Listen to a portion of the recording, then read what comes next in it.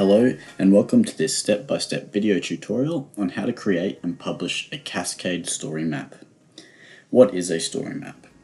Esri story maps are sometimes likened to PowerPoints. They're a great platform for teaching content, however, are more immersive and engaging than a PowerPoint.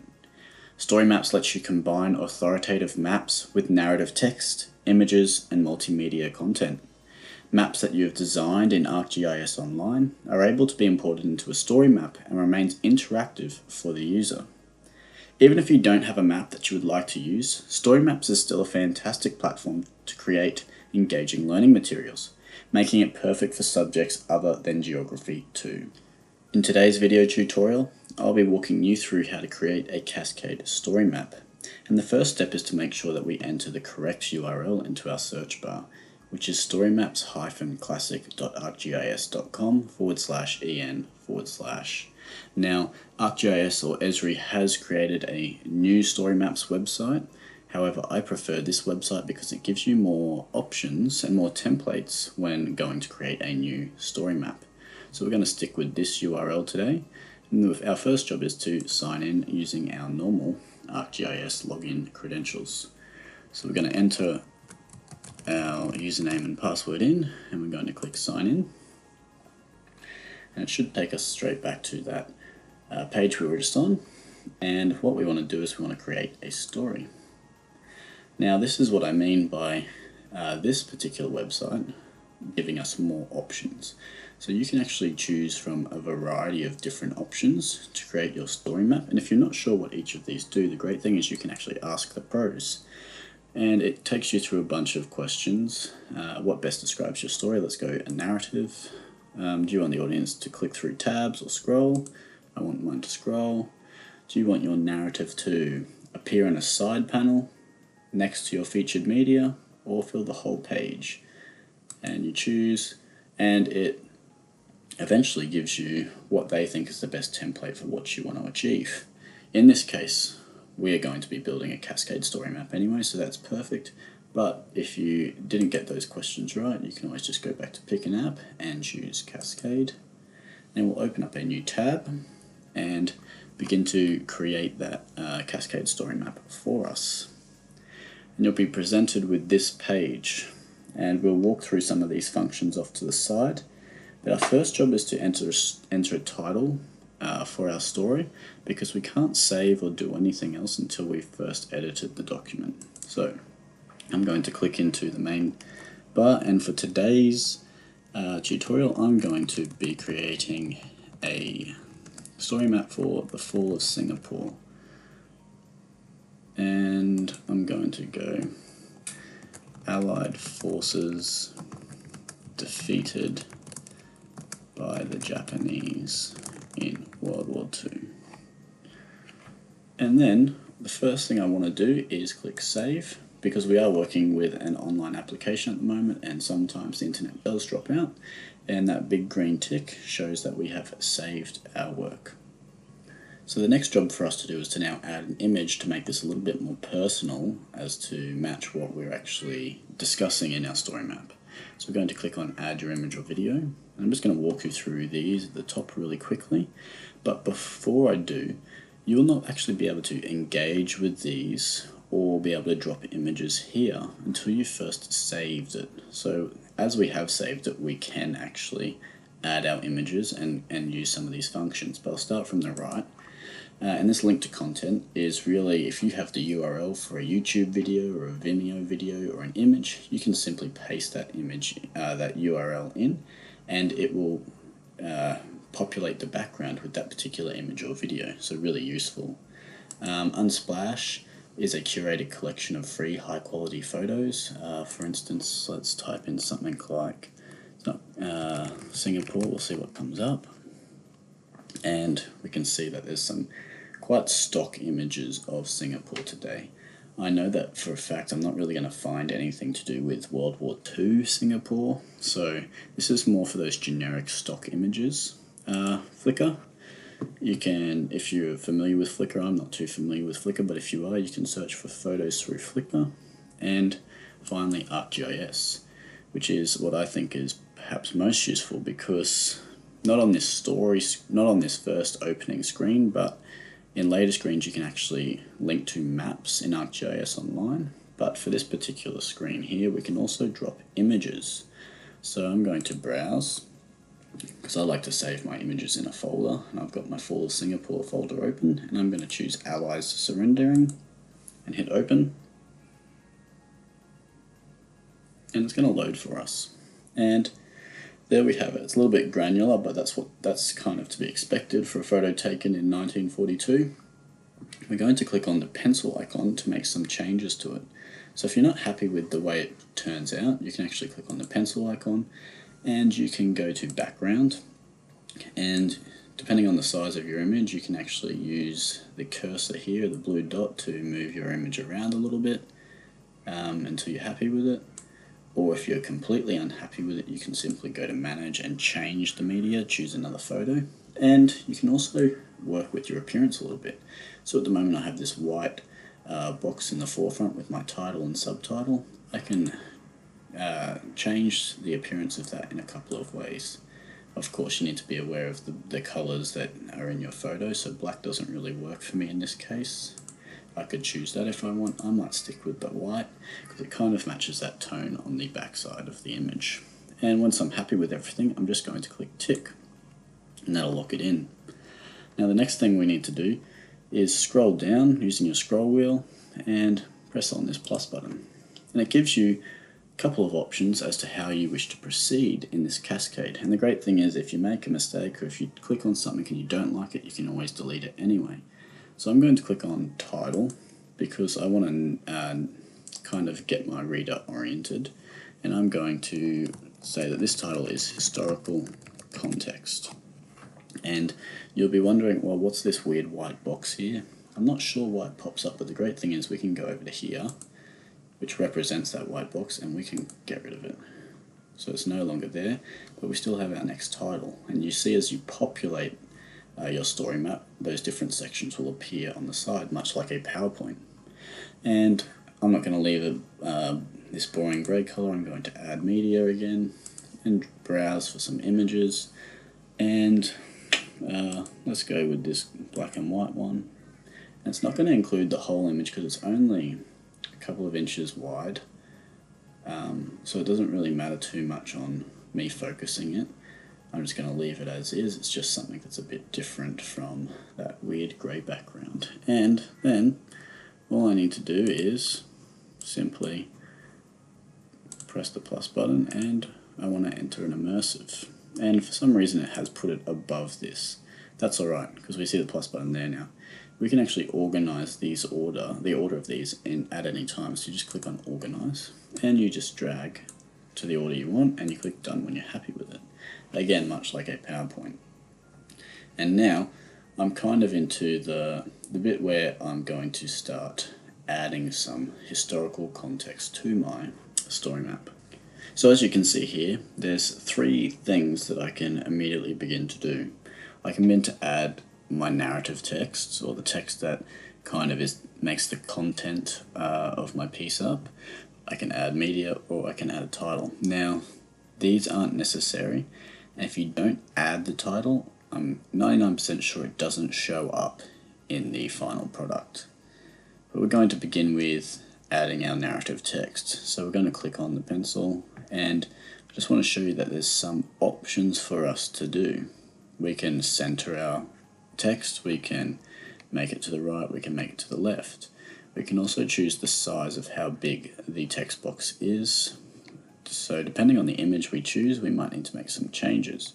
I'm going to leave it as it is, but I just want to show you that there are some formatting options here. I'm going to click the tick to close that, and I'm going to go to my Word document where I've already prepared some text for us, and I'm going to copy it. I'm going to return to this, and I'm just going to paste it in. Now you'll notice that there's a couple of plus signs in here. That just means that it's entered and created a new paragraph for us. So if you weren't happy with this, you could actually backspace this up and it disappears, but I do want that paragraph there. So again, I'm going to keep it. And I'm going to add media to see how it all fits. So Singapore was always regarded by Australia as vital. This sphere was, and it acted as a buffer zone between Australia and other countries. This fear was realised in Japan's aggressive expansion and is reflected in Australian propaganda at the time. So I want to choose some propaganda to reflect that. And I'm going to choose this one here. And you'll notice immediately, and I've chosen this on purpose, that it does not fit our current extent of the image. And we need to go and make some changes. So we're going to press the pencil icon again, and we might need to crop this image. So depending on the shape of a photo, the dimensions of a photo or an image, it might not fit nicely in Cascade. There is this option to crop it, and whilst it isn't as great as a fully immersive image, it does do the job. And it does give you some color options for the background that kind of match the tone of the image as seen here. So I could make the background blue, that reddish color. Or whatnot. I might go with the red, and you'll notice I'm going to click the tick to save that, make it disappear, and where's my text gone? Where is my text gone? There it is. You'll notice that the text at the moment is kind of overlaying the image, so we might need to make that a little bit slimmer so that it fits more appropriately. And because I have a really basic red background, I might actually lose the shaded background and go with white text. And I'm going to be click tick, and yes, I can see that clearly. I can also see that it's changed the Z, which I'm not happy about, so I can change that back. And I've got my text down one side.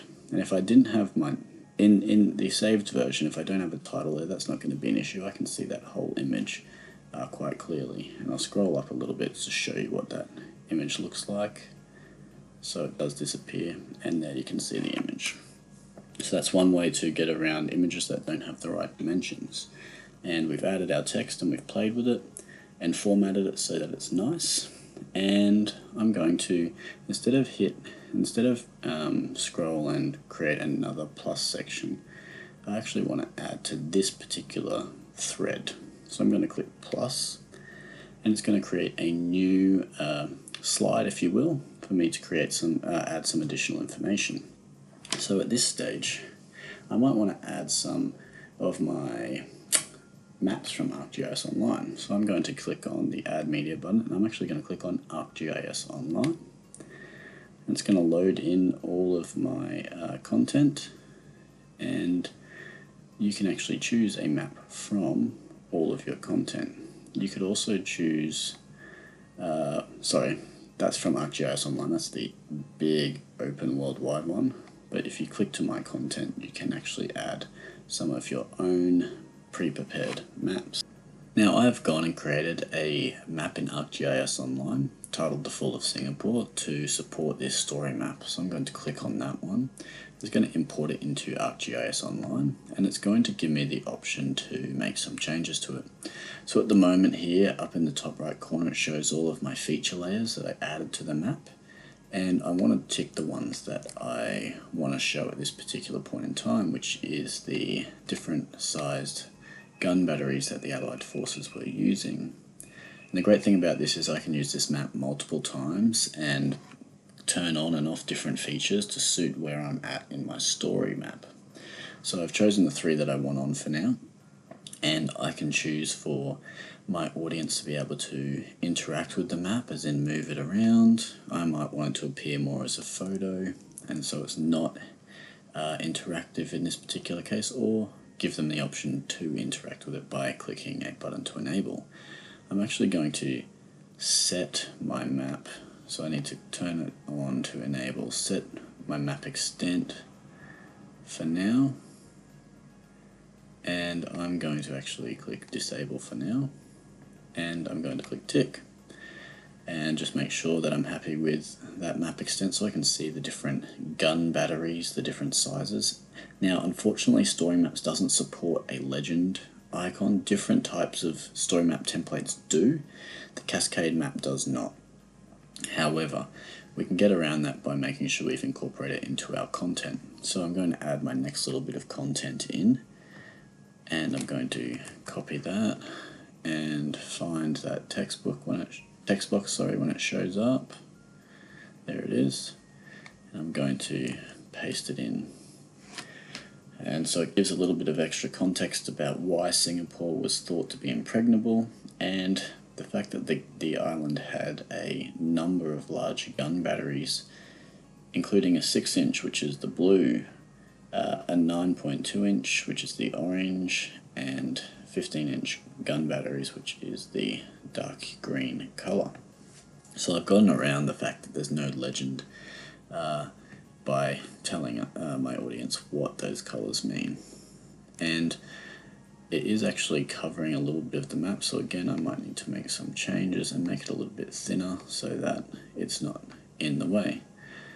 And if I wanted to, I could always enable it again so that students could move around this map. I'm going to leave it as such for now.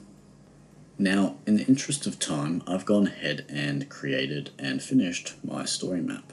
And if I scroll through really quickly, you can see that I've added text, images, and additional maps with different feature layers on them, as you can see there, to support the story I'm telling about the battle and fall of Singapore in World War II. And as I get to the end, there's this option to add a credits section, and I often do, but it's dependent on your goals. As I'm usually publishing these learning materials online, I need to reference my information, so I often reference each of the images I've used as well as any information I've taken and paraphrased in my work. And you can use this little template here. I often go to Word and I would copy and paste in my references list. Now I haven't done that today because I won't be publishing this particular story map, but very important depending on your end goals with what you plan on doing with that story map. Now, before finishing, I'd like to take you through these tools and functions at the top, starting with these three here. So these three icons are your privacy settings, and at the moment, and by default, when you begin to create a new story map, it'll be on private, which means only you can see it. So if you, once finished, want to share this with students or colleagues, then you would need to change that to either organization or public. Public means that anybody can view your story if they have the URL or if they find it by accident. However, by clicking organization, it means that only students or teachers in your actual school's organization can view this story map. So this really depends on who you want to be able to view your story map. Now, we've already gone through the save button. Again, important to save regularly as you are working online.